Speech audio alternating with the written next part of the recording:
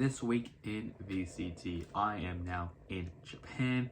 VCT Ascension EMEA have started while champs have finished. But before we get into it, let's first talk about some roster rumors that has been happening throughout the scene. And first start off with NRG Bonka. Yes, Bonka, the player that we used to meme a lot in the Guild Esports days. He is now rumored to be joining NRG as their new head coach. And I'll be honest, I'm a massive fan of it.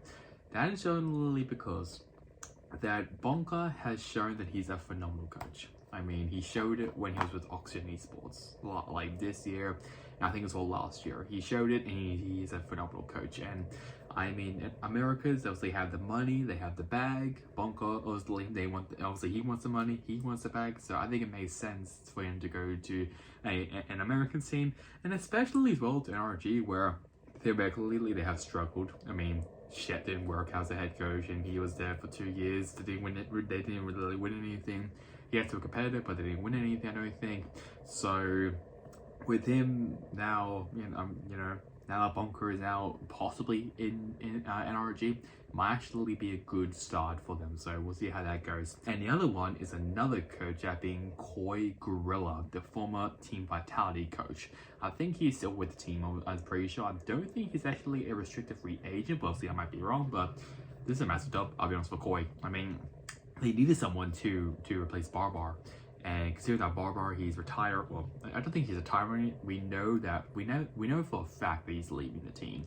So at least now Koi have a really good coach that they can rely on to help this team as well. So some pretty good rumors has been circling around the scene, but obviously I will keep everyone in touch when there's more rumors going around. Now, for the important news. First up, Juvenile. He has left Leviathan, as he was basically in the team since Masters Shanghai, I believe, and he's left the team, and I'm a bit sad about it, but to be fair, he wasn't there fully. I don't think he was even part of Lev's plans, I'll be honest, until they got rid of Gokt.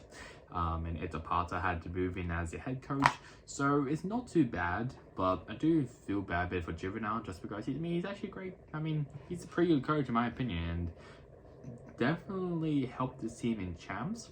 I don't know about it in Shanghai. Shanghai was a bit of a rocky road, I'll be honest, for everyone involved in Leviathan. But I mean, I still think he's a very, very good coach. So it is a bit disappointing, but hopefully he does find a new home pretty soon. Fnatic, they have some interesting stuff happening. First up, Durka, he's a restricted free agent, while Doma has officially left the team. Yeah, the Doma one I'm not surprised about. I mean, he was just there for champs, just in case if anyone else got sick. Durka, oh boy, they might have missed this massive opportunity. I'm pretty sure Durka still had maybe a year or 2 years left in his contract. So if that's the case, then he might be looking for elsewhere, and we'll see how that goes. But I do expect quite a lot of teams be looking out for a potential good duelist like Durka. And considering as well that we will be talking about another Finnish player who is also in the quote-unquote market for restricted free agents, and it is definitely a possibility that some Finnish players can play together. I think hell, Polvi's now out. I think Hoodie might be out maybe, but we'll see. But actually I'm not really too sure. But yeah, I mean, Durka, restricted free agent, that will be a massive blow if he does leave Fnatic. I mean, I don't think Fnatic are going to recover remotely from this, I'll be honest, if he does leave. Another player which is possibly maybe leaving that team is Takas. He's a restricted free agent for Gentlemates. I'm not surprised by this whatsoever. I think Takas has some decent moments this year for Gentlemates, considering that they have struggled, I'll be honest, throughout this entire season. But it was the first year, so I'll give them the benefit of the doubt.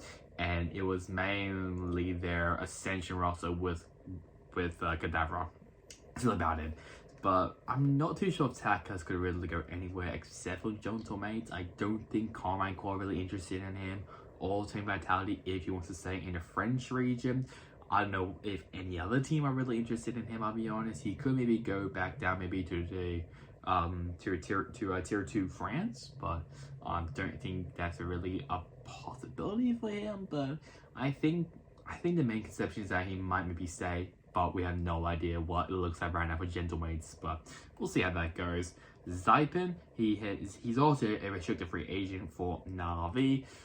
Yeah, I mean, Na'Vi as a whole this season was just absolutely horrible. They were just so bad. So I can as well understand why Zypen is looking for different opportunities, just in case there's maybe another team who's looking out for a player like him. But it's still it was such a massive disappointment though from Na'Vi this year. I mean, we can kind of all we can all agree with that. I mean, the team that has won Copenhagen in 2022 basically were like a midfield team. And that is really saying something about a possible championship winning team, and they just shut the bed. So it's pretty bad there, I'll be honest, for Na'Vi. But if that's the case, if Zypen does leave, who could they maybe replace Zypen with? I don't know. That's the only problem that Na'Vi probably has. But I think there's definitely quite a lot of players, especially in the Ascension EMEA scene, that they can honestly have a look at. And the final one is that Yampi, Mystic, and Enzo are restricted free agents for Team Liquid. Liquid is kind of similar as well to Na'Vi. They had a very good roster on paper. I mean, having Nats is in the same team as like a Yampi is pretty good. And Keiko, or Kaiko, he was pretty good as well this year as well. He was very, very consistent. But I think the main conception is that Mystic kind of struggled. Enzo kind of struggled.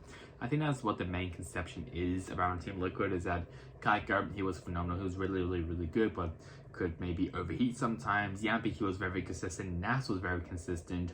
Enzo, I thought, was a pretty good IGL for the team. Mystic has some moments, but I thought the team was kind of alright, but definitely not as bad as we expect them to be. I won't be surprised if Team Liquid does promote some of the Apex players, like Kajak, for example, who has been amazing so far for Apex. Maybe even Molsey as a new IGL for the team, or even Hype or Soulcast as a full-on player. But I don't know. I don't know what the plans currently are looking like for Team Liquid. But I do hope if Yampi, Mystic, and Enzo do leave, I do hope that they do find a new home. Well, the biggest one, I'll be honest, is that Laz has retired for professional play on Valorant, and he's now swapped over now to a content creator / streamer for Zeta Division. This is just a sad time, I'll be honest, for home country of Japan, which I'm in right now in Japan. I mean, having a star-studded team, well, I should say player like Laz retiring, is pretty sad, pretty disappointing. I mean, their piece still in, which is good. Sugar Zero is still in here, so at least there's definitely some good pieces that Zeta Division can work on. But still, I mean, like, what do you do now with your star player and IGL of Laz retiring? I'm pretty sure Sugar Zero, I think he's now going to be doing the IGL role, but who's going to play the chamber for this team? I don't really know, because Laz, he's a phenomenal player. He's a phenomenal chamber. We already know this. So with him now gone, it's sad, but hopefully, I do wish him the very best in his esports retirement, because I mean, I didn't know this, but he's been in esports for quite a while, like 10 years or something. So I can definitely understand why he wanted to retire, and he did retire. So it's sad, but I mean, it's kind of what we kind of expected, I'll be honest. Let's then move now to VCT. First off, China, Edward fucking Gaming won champs. I never thought I would ever have to say that in my life, but here I am. I'm saying Edward Gaming are your champions. Yeah, they played against Heretics. Kankan was MVP, and also the Grand Final MVP, which is not surprising whatsoever. But Simon, he maybe had the best game of his life. Smoggy was maybe the second best player in Edward Gaming. In my opinion, he was so good. Shishu had some phenomenal moments. But basically everyone, I'll be honest, Edward Gaming. Nobody also has some great moments as well as the IGL, which is crazy. So I can't really say there was no dubs. I mean, everyone in Edward Gaming were phenomenal. Maybe not really map 2. That was a massive struggle for Heretics, I believe. So that was a massive struggle there, but this was maybe the most memorable grand final we'll ever remember, just because, well, not only that Edward Gaming and China got their first champions win, it is also because that it went to 5 maps, and it was just, we didn't know, but like, we had no idea who was going to win, just because of the level playing field both these teams were at. It was amazing to watch. But you do have to feel bad there for Team Heretics. I mean, okay, let's talk about Team Heretics for a second. Because Team Heretics, they have been to the grand final, what, like 3 times, 4 times, and they've always been runner-up. Well, they were grand final in kickoff. They were grand final, I think in stage 1, but obviously I might be wrong. They were grand final in Master Shanghai. They were grand finals in Champs. And every single one of them, they were runner-up. Like, how unlucky do you have to be for your team to be runner-up that much? I mean, you have to feel sorry for the players. I mean, yes, Rumours was the MVP for this team, but you have to feel bad for them. They have gone through hardship after hardship after hardship, and they just can't get over the line to a grand final, or even to win the grand final, even of a tournament. It's just getting so depressing and sad to watch, I'll be honest. Like, I hope that they finally do win.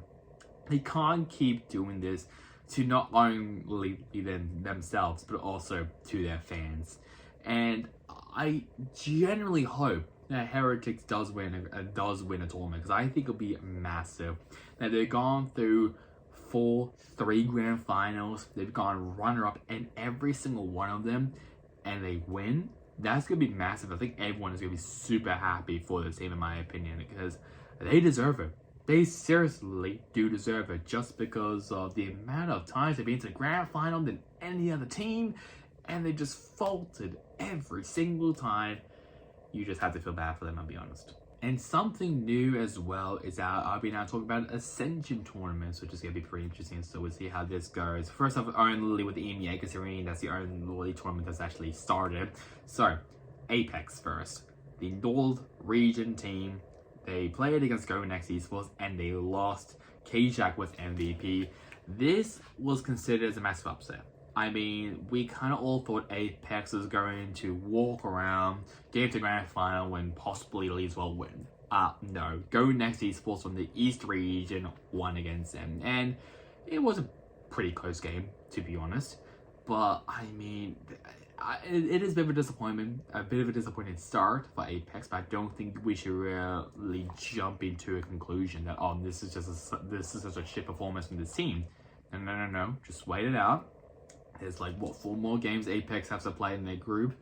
It's only if they don't make it to the playoffs that we should really be worried about this team. Because, I mean, this team is still very, very good. They have Multis, the IGL, they have Soulcast. They have K-Jack, who is maybe the most promising Polish player that we have so far. Hype has been really good as well for this team. I can't remember who the other player is, which I feel really bad about, so I do apologize for that. But I think it's another Polish player, I believe, but I can't remember right now, which is bad. But either way, I mean, we know how good this team can be. We know that they can be dominant. We just need to see that from this team as well. Now, next one is Mouse from the Dash region, and they did play against Saw, and they did win, and Zus was MVP. This was maybe the longest best of 2 game. Best of 3 game, I think. This went to overtime in 2 maps, and 13-11, I think on map 1, I believe. Like, this game was never going to end. Seriously, it was not going to end whatsoever. So thank God Mouse won, and eventually ended it, because I felt bad. I'm pretty sure it was like Hazard and I can't remember who the other commentator was. I remember it was like Hazard JC was there. I think Kremer 9, I believe. I might be wrong there. But oh my God, I felt bad for them. They just had to keep commentating over these OT rounds. It was a very close game, to be fair. It was extremely close. But you seriously, I mean, that's just too much rounds, too much Valorant even for me to say. So I think, thank God we ended that. I'm really happy about that. But yeah, that was a bit too much, I'll be honest, in my opinion.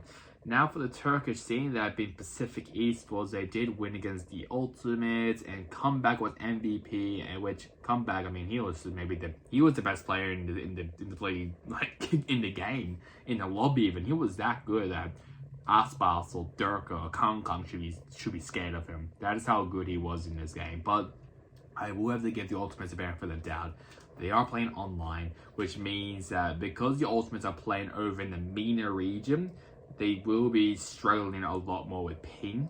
So I can understand why they are struggling, just because it's online with this weird, stupid, I don't know how this works, I'll be honest, but I'm not really a fan of it. But I mean, sure. I guess if it cuts cost, sure, but I would rather have everyone come over to Germany. At least not play offline, like at least play online there, where everyone obviously can play, you know, with good ping and not have a massive disadvantage of ping, for the Ultimates especially.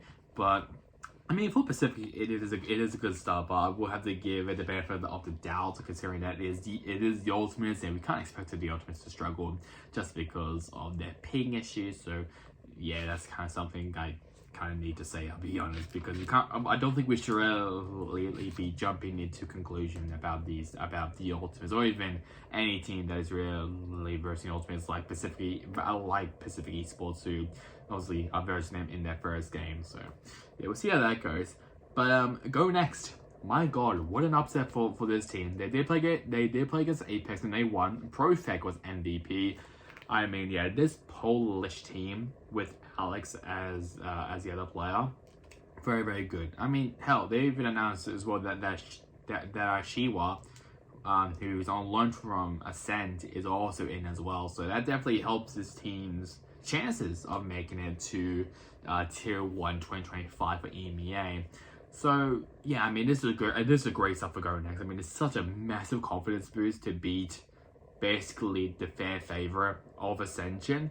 It's such a big boost. So I hope Go Next does go far, because last year was such a nightmare season for them, and this year has been an absolute dream. I mean, having Ascend, who was the best team in the East region, struggling that much that they didn't even make it into the top 4, I believe, of Split 2, is great. I think Diamond might have made it. I don't think Enterprise Esports was there.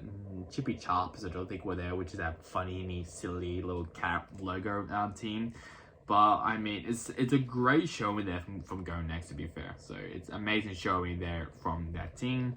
The Ultimates, I kind of touched that up a bit. Fighter was MVP against Pacific Esports, and I did mention that before.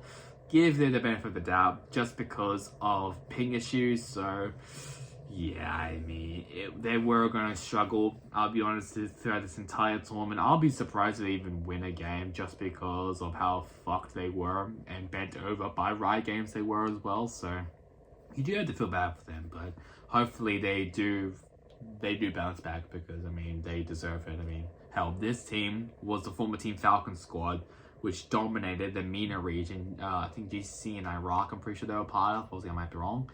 But I mean, they dominated they dominated that region, and they came here. Then Team Falcons dropped them, even though their GC team is still there, and the Ultimates had to pick them up. So I mean, kudos as well to the Ultimates for picking up that squad. But you do have to feel bad, I'll be honest, for like the amount of drama and stuff this team had to get through, just because of the org being a dumbass and just leaving the team months before the tournament, where they should have been practicing and scrimming constantly, while when in actuality, I'm guessing they were just so horrified of, you know, keeping their jobs and making income and having an org to back them, which obviously that did happen now. But yeah, we'll see how the Ultimates goes throughout this tournament now. Zaire, the Italian team, lost against CGN Esports. MVP was Filu. I am not expecting a lot from Zaire, I'll be honest. Kind of maybe where I expect them to be last year, maybe, but obviously I could easily be wrong. But it's an alright showing there from Zaire, but I mean, they're not really. They might just maybe be just midfield team, in my opinion. I don't think they're going to be the worst team. I mean, sadly, that might have to go to the Ultimates just because of issues and ping and stuff. But I mean, Zaire could maybe be next, but considering that they went toe to toe with CGN Esports, which people are maybe considering them as a midfield team, it's actually still pretty good for the team. So it's a good showing there from Zaire, but I mean, I kind of need to see a bit more, I'll be honest, from this team. basically the surprising team from last year, Seoul, who got top 4 last year, went toe-to-toe in a very long game against Mouse, and BRK was MVP, even though they did lose that.